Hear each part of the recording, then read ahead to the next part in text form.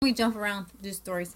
Jump around. Jump All right. around. So, this Washington Post reporter is proving the liberal bias. Now, what went along with this today for me was Zero Hedge came out with this article today that showed that George Soros, as we all heard about his $18 billion donation to his foundation. Mm-hmm. I did not know this. Listen to the economics of this tax dodge.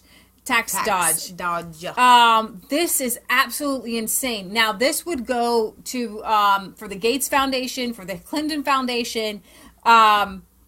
So first off, when they give the money to these foundations, then they get to take 20% of that and write that off against their income for the next 5 years. Wow. So let's say I'm the Clintons, right? And I give a certain amount to my foundation. Then I can take 20% of $100 million and I can literally write that off against my own income for 5 years. Right. So this foundational giving thing is awesome. And then it doesn't matter how much you pay the people who work in these foundations. I told you this before. When my dad found out I was going to go to ministry school, he's like, oh, here's what we're going to do. We're going to set up a nonprofit. I said, what kind of nonprofit? He goes, it doesn't matter. I'm going to use you, and we'll set up a nonprofit. And I said, but Dad, why would we do this? He goes, because nonprofit doesn't mean that you can't make any money. He goes, you can make 6 figures in a nonprofit. I could put you, like literally, he's like, I'll put you at the head of the nonprofit. It's $360 million. 20% of $18 billion. So he could write that off. $360 million. He can write off for 5 years. Like, meaning I didn't receive any income. That just doesn't, I didn't receive that $360 million. Right. Because I didn't. Right. I mean, I didn't, obviously. So anyways, you can give your relatives, your family, 6-figure income. See, that's a way to funnel that. Do you see how I'm saying? It's ingenious. It's really ingenious. Fantastic. It's a way to double dip. And also, I'm trying to get, for how many years, I'm not sure, but I know for several years you can still control what happens to that money. You control it all. Yeah. Well, now, is that, what do you mean? In his specific foundation, or is that? Yeah, like if you can control the money. Let's see.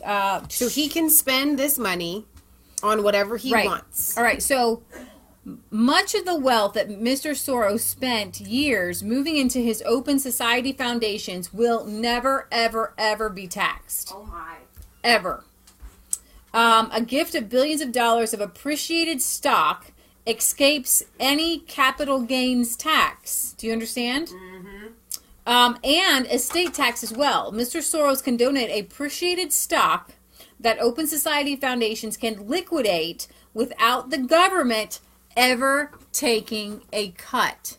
So he can move his chess pieces around, and this is how the rich keep getting richer and the middle class and the poor stay the same or get poor, because we aren't able to start a foundation to funnel our money through. We should start like a Resistance Chicks Foundation. That's a really good idea. To funnel our massive amounts of money. This double write-off may be the sweetest deal in all of the tax codes.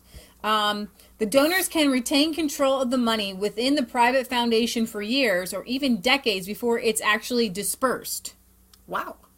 Since the foundation can employ family members at 6-figure salaries for life to administer it, the umbilical cord to the donor never has to be cut. So let's say I'm George Soros. Okay, hang on. You just be yourself. Can I just finish? You be yourself, and I want to be the recipient of your money. Go ahead. I'm George Soros. I'm the employee. And I have millions and millions of dollars that are appreciating in capital gains, and over I decades. don't want to pay any taxes on this, so I'm going to give this to my foundation, but I'm employed in your foundation, and so all the capital gains, millions and millions of dollars, can go straight into a salary to me, to my family, and everything. It's fantastic. It's going to me. Okay. Can we just get that straight? So Mark Zuckerberg has pledged to give away 99% of his Facebook shares, currently estimated at somewhere at $70 billion, and much of it will go to a foundation his family controls. So first of all, he sounds like a good guy, and secondly, he gets to pay his family tax-free for they can get up to six figure. I mean, what if this foundation requires all of like managing a website, and yet he could hire a family member and pay them, 7 figures to manage a website or something ridiculous. Right. Yeah, I mean, it's so then there's no gift tax. Right.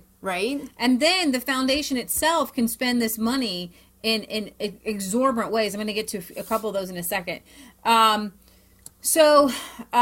see. This says, I don't question the billionaires' right to do with their money what they wish, but maybe just arguing that Congress shouldn't let the rich and politically powerful use private foundations to escape taxation. This loophole is one reason for an anomaly in our otherwise progressive tax code. The top 1% of earners pay an effective tax rate of 23%, but the top 0.1 only pay 18%. So basically, the richest people in America pay very little tax. So Will says you guys can hide sitting fees for our pet sitting, walks, and trading chickens, and the tax nerds will never find your offshore accounts. Right. So Warren Buffett has gone around saying that he wishes he was taxed more, but he uses these tax loops. It's just absolutely insane. It says that even if the tax rate were lifted to, say, 50%, Mr. Buffett wouldn't have to pay it on the tens of billions of dollars he puts into private foundations. He would still be able to deduct a fifth of that contribution on future tax returns.